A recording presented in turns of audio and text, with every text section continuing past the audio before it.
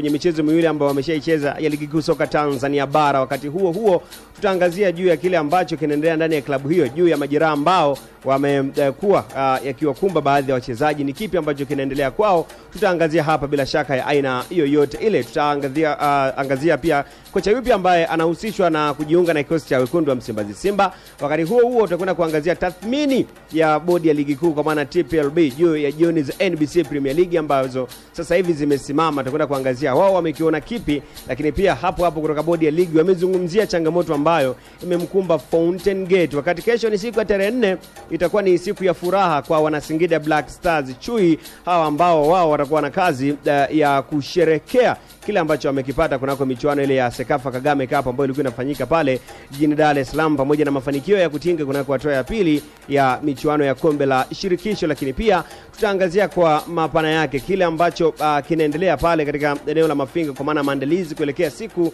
ya tarehe 12. Tayari ulingo umeshaweza kupatikana ambao umetolewa, nani ambaye umeutoa, tutaangazia hapa bila shaka aina yoyote. Wakati mpira wa